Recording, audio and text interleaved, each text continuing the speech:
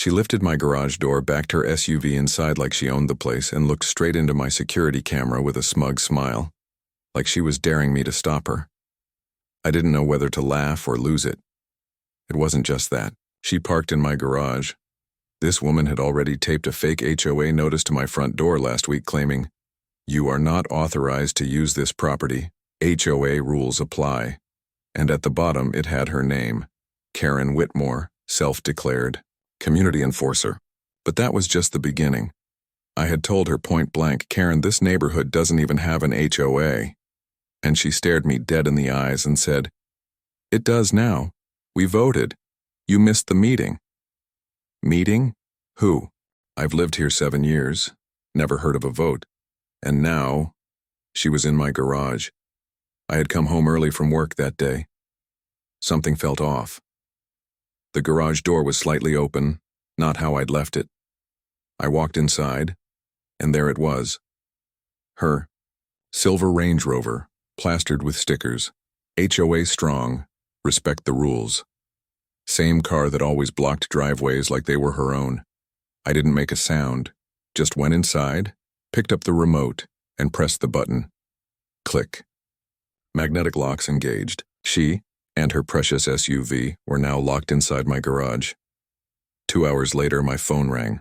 Her number. I picked up. "You locked my car?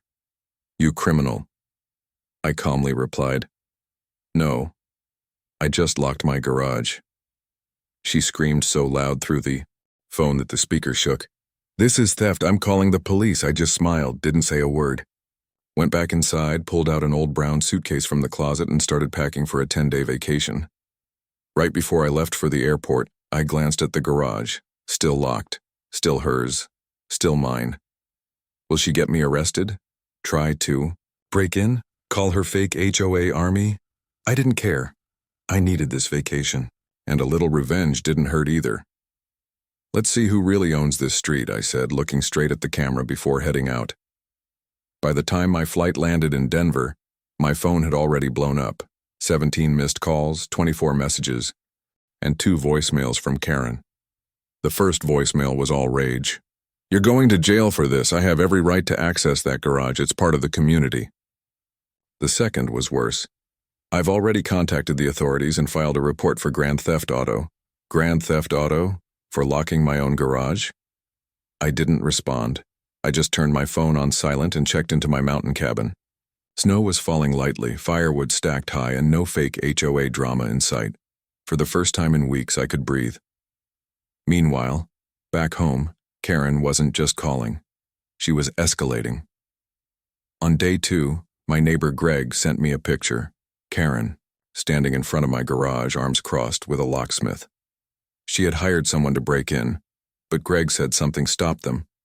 The locksmith refused once he saw the legal ownership plate inside the garage, mounted right above the door.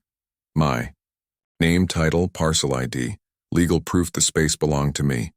Karen lost it. According to Greg, she yelled at the guy, told him, "This entire neighborhood is under HOA control now," and tried to push her way in anyway. He backed off, told her she'd need a court order. She wasn't expecting resistance.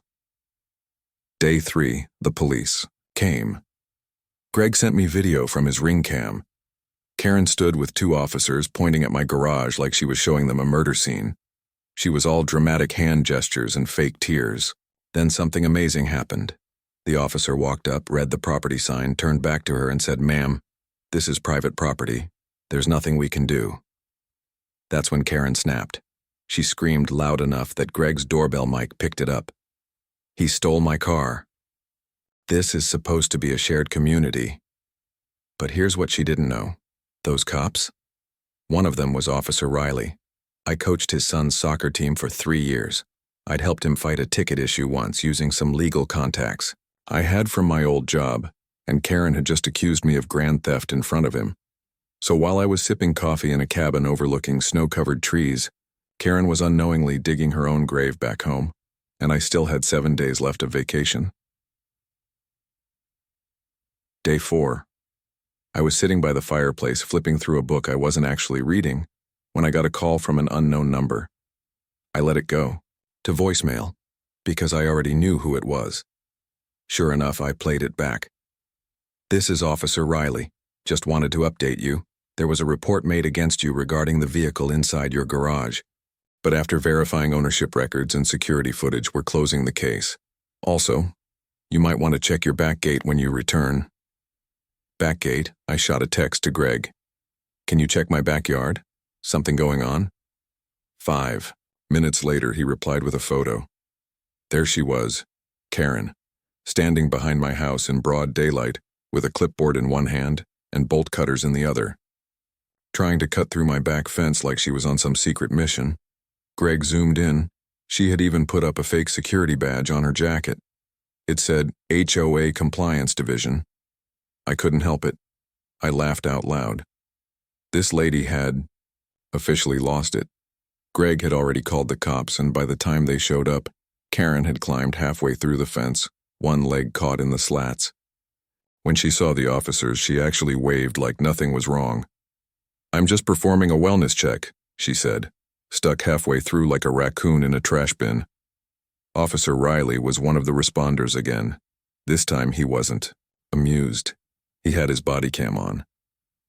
Karen argued for 5 straight minutes about how she had emergency authority over unoccupied properties.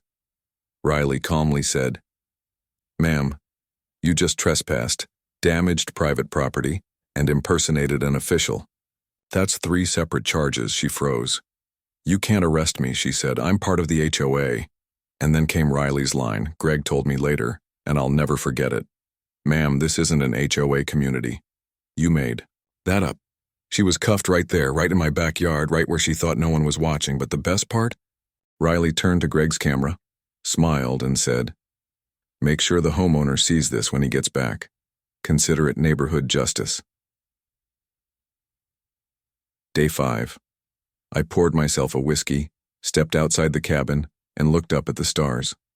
The air was cold, crisp, perfect, and somewhere back home. The garage was still locked, and now Karen was locked up too. Day 6 started quiet. Too quiet. I was halfway through my breakfast burrito when my phone buzzed. This time it was my cousin Jay. He lives 3 blocks over and usually stays out of neighborhood drama, but his message was short and weird. "Bro, did you invite the news?" I froze. "News?" Before I could reply, he sent a video. Channel 9 local. Full crew, bright yellow van. Right outside my house. A young reporter stood in front of my driveway holding a mic, like she was covering a hostage situation. "We're here in a quiet suburb, where a neighborhood dispute has gone viral. A local woman claiming to enforce HOA rules was arrested after attempting to break into a garage, one that did not belong to her. Sources say she fabricated HOA documents and even impersonated law enforcement." The camera cut to B-roll, Karen, mid-scream, being led to a squad car in cuffs. Jay added, "Dude, you're trending on TikTok, 600K views in 4 hours. I opened the app. Sure enough, someone had uploaded Greg's ring cam footage titled, "Tawant Karen picks the wrong garage, Doris Ho Karen justice served," and the comments? Brutal. She really said I voted like she runs the country. Plot twist, man goes on vacation and serves justice while fishing. That garage is more secure than the Pentagon. I scrolled, stunned. This wasn't just drama anymore. This had turned into a full-blown online trial. And Karen was losing. By day 7, her name was trending locally. Someone even dug up old neighborhood Facebook posts where she tried to ban garden gnomes and accused kids of playing too loud. Parents were reposting everything. People were done being quiet. Then came the twist I didn't expect. A private message popped up from a woman named Linda. She said she was Karen's former friend. She'd seen the video and decided it was time someone told the truth. She sent me screenshots, emails, real HOA documents, and one little bombshell. Karen didn't even own her home. She was renting. The real owner, out of state, had no clue any of this was happening. Linda had the proof. So not only did Karen not have any authority, she didn't even belong on the board of a non-existent HOA. She was a tenant pretending to run a neighborhood. I stared at the screen for a minute. Just